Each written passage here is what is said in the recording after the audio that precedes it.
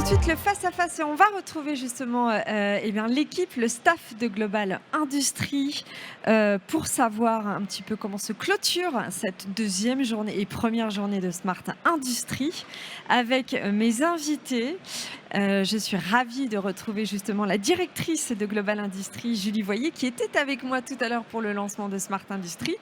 Donc on va justement savoir comment s'est passé cet après-midi. Et puis je suis aussi en compagnie de Freddy Tiburce et on va parler des défis de la tech, 48 heures in tech. Julie, je le disais, on était ensemble il y a 3 heures. Vous espériez que la journée se passe aussi bien qu'hier. Quelles sont vos impressions là à chaud sur cet après-midi? Moi, je crois que la tendance c'est exactement la même. Donc, à part vous renouveler ma joie, C'est bien. je vais paraître peut-être, entre guillemets, avec un esprit jeune en me disant bah oui, j'arrive toujours à avoir cet émerveillement. Je suis allée voir beaucoup d'exposants, j'en ai profité aussi pour voir aussi des partenaires, parce que c'est aussi comme ça qu'on arrive à sentir comment vit un événement et comment vit un salon. Mais il y a quelque chose qui trompe pas dans notre métier, c'est quand vous entendez du bruit. Vous savez, quand vous rentrez dans un hall, vous sentez l'énergie qui monte, vous sentez que le business est là. Donc voilà, je vois des sourires, je vois des gens qui bossent, je vois des gens qui sont focusés sur leur sujet. Donc ça, c'est essentiel.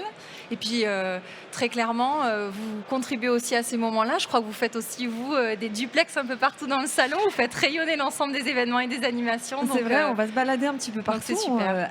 Justement à la rencontre de ces chefs d'entreprise, de ces industries qui créent, qui innovent, Oui. avec aussi parfois des contraintes, des petits coups de gueule, mais aussi surtout beaucoup cet après-midi, on a eu notamment les industries des métiers de la mécanique, où on sent que c'est difficile, Oui. donc avec des petites disparités comme ça dans les secteurs d'activité.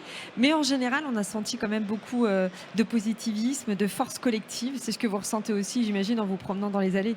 Oui, de toute façon, je crois que les industriels l'ont compris maintenant. Vous savez, ce qu'on appelle ce fameux chasser en meute, cette création de collectifs, de plus en plus, et notamment avec l'intégration du digital, les préoccupations autour des grandes transitions écologiques, énergétiques, on est en train de proposer vraiment des offres ensemblières. Les sous-traitants ont besoin de travailler avec leurs grands donneurs d'ordre, donc ça se renforce de plus en plus. Qui plus est, quand il y a une contraction comme ça des business et quand on est sur des temps de pas forcément de crise, mais en tout cas sur lequel la visibilité est moins importante.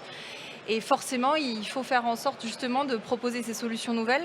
Il y a des métiers qui résistent plus ou moins bien, il y a des métiers qui évoluent aussi, il y a des secteurs d'activité en effet qui sont plus ou moins porteurs. On a parlé de l'agroalimentaire, de la pharma, de la cosmé, du luxe. Bien sûr, quand on parle de l'automobile avec la transition au niveau de l'électricité, forcément, et des sujets de l'hybridation, forcément, on sait que c'est plus contrasté. Mais oui, il y a toujours cette envie, il y a cette vitalité. Puis l'industrie, c'est sur un temps long, hein, c'est pas forcément un temps court. Donc aujourd'hui, là, les projets sont au beau fixe et ça fait du bien.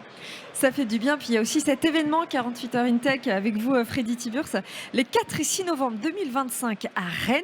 C'est quoi l'enjeu? L'enjeu, la transformation digitale à la fois utile aux sociétés et utile à la société. Mais encore. Ah, mais encore, c'est un enjeu d'une nouvelle offre. Vous parliez d'innovation jusqu'à présent, là, y compris sur les témoignages précédents. L'innovation, elle est centrale. Elle est d'autant plus nécessaire dans les périodes de bouleversement profond.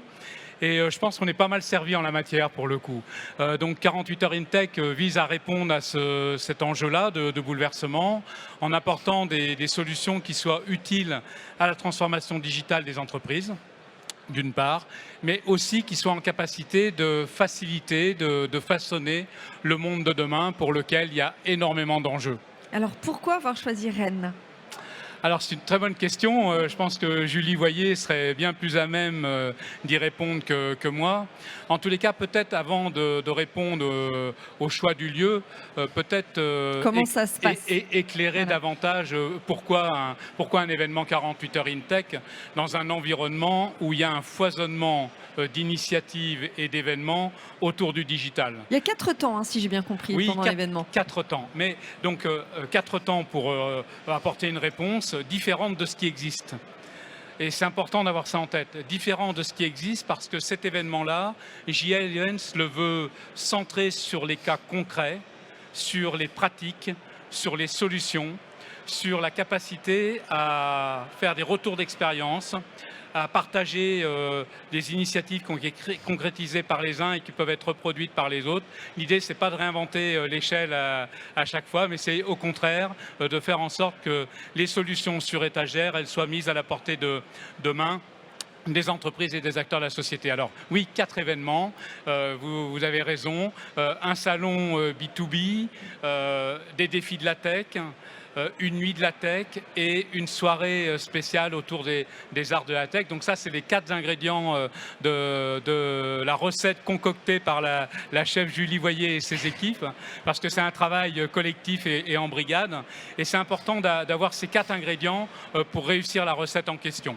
Et quand vous posiez la question tout à l'heure du pourquoi Rennes, parce que notamment dans l'Ouest, il y a autant d'écosystèmes, innovation et entrepreneuriat qu'ailleurs, mais il y a une spécificité, c'est la concentration d'entreprises, c'est la concentration de solutions. Il y a la proximité de tout le Grand Ouest, 2 heures autour de Rennes, il y a une concentration majeure d'entreprises, et il y a aussi la proximité de Paris et de l'Île-de-France.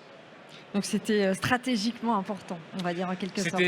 C'était l'un des territoires sur lequel il y avait cette opportunité de prendre l'initiative 48 heures InTech. Il y en avait d'autres, bien évidemment, mais pour le moment, c'est là où la pièce est tombée.